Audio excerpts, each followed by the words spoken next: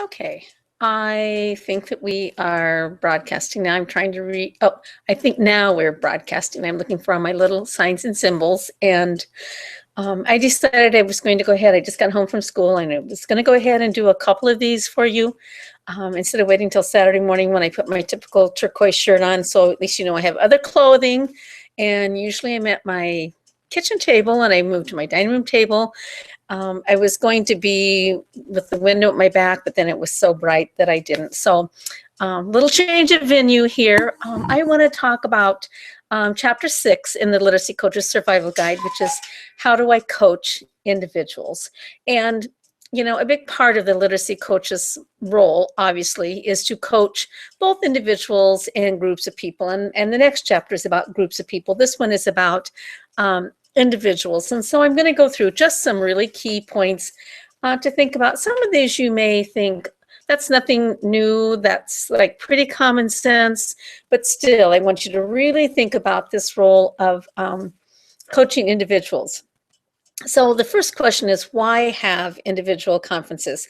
Like, why would you want to go just one-on-one with people? When you think of most responsibilities would include a lot of people. When you do one-on-one, obviously it's going to take a lot longer.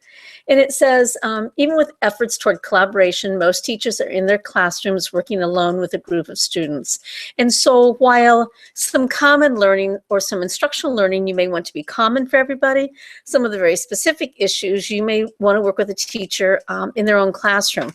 Again, when I think about my own role, my classroom last year and the needs of my classroom and my classroom this year and the needs are like so opposite. It's not even funny. And so sometimes very individual needs. And so you've got to be there for them. The second bullet says changing one's practice can only be done by the individual. So I can coach you, I can meet with you, I can model for you, I can give you lots of examples, I can fill your bag of tricks, but the bottom line is only you can make those changes. And sometimes people who are not as easily a part of a group setting to move forward individually would definitely do that.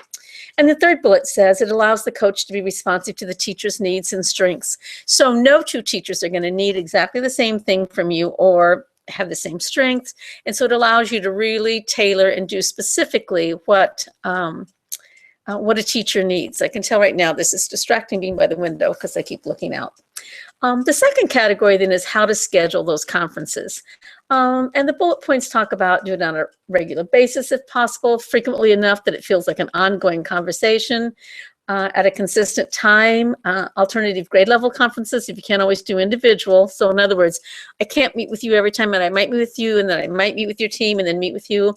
Schedule to be convenient, and schedule your meeting in the teacher's room if at all possible.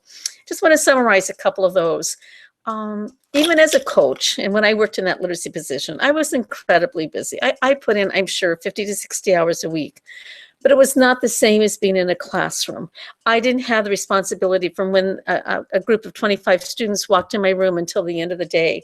So my flexibility to get out and go and move was greater than the teachers. So whenever I could go to them, they were so appreciative rather than having to hurry, get kids out the door, pack up their stuff and head out. And so I think that's really beneficial. If there's someone that you feel like you need to be coaching consistently or ongoing, if you can set a time, maybe, you know, I'm meeting with you here. These are things we're going to work on, and we're going to meet again in 3 weeks. I just, you know, my own experience was make it long enough that they have time to truly try some things, and yet not so long that it's easy to put it off and then suddenly scramble to do it right when they know you are coming. So then it talks about facilitating those conferences and what are the most important things for you to remember. It says starting out, summarize what you've done before and ask how things are going. I had to keep notes. I just had a notebook and I'd keep notes in it so that when I sat back down, so I'm sitting back down with Joy and I'd say, okay, Joy, the last time we were together, you were really frustrated with how your first graders were trying to do their independent reading or their SSR time or their practice of, you know, and so we worked through these things. How's it going? What are you finding? Is the things we suggested working? Do we need to come up with some different things?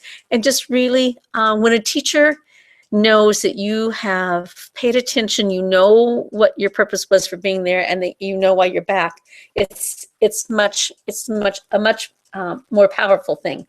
Make sure you ask them, how are things going? Is there anything you need us to do next? I mean, where are we at? Listening. I think this is a really challenging thing oftentimes for a coach, because we tend to be problem solvers. We want to fix things. We want to give suggestions. We want to ease a teacher's discomfort. But it says to shift from talking to listening. Listening is the heart of coaching. Oftentimes what I found is what a teacher told me they needed, and then as I truly listened to them talk about it, what I realized is they really did need something else and not what they thought they did. Steering, facilitate to keep it going. If you get off topic, redirect. It is really easy to take those bird walks where you are like, you're here and then suddenly you're, it's kind of like, let me back up. It's like when kids make connections. You can be reading a story about a dog that got loose, and, someone raises their hand and says, I can make a connection to that. Our dog got loose. And then someone else raises their hand and said, yeah, there was this loose dog in our yard, and the people came to get it, and my dad was yelling at him for doing that. And then the next person said, oh, you should have heard. You want to talk about fighting? You should. And so what started as a dog getting loose, suddenly you're talking about confrontation, going on. And so you want to stay focused on what is at hand. So really steering it back to what you need in a respectful way, but still steering it back.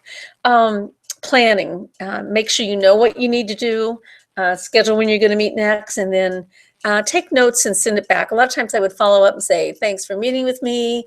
This is what I heard. This is what I saw, whatever, to take place. And finally, possible action steps. So these are things on the back that a teacher could do. They might try some new instructional practice, refine something they're doing, maybe observe a student, alter conferencing practices. I mean, there's a whole list. You can read through those. The literacy coach, this is where you really need to pay attention. They might locate teaching materials a teacher could use, provide professional articles, read professional literature, observe a child for them. Locate a classroom to visit. There's a particular practice they want to see. So where could they go? Meet with the principal, locate the literature, attend a workshop, confer with other coaches. So what they're saying is that as a coach, you've got to make sure you are continually building your practice for what you need, so that that you can be the resource for the teachers that they need.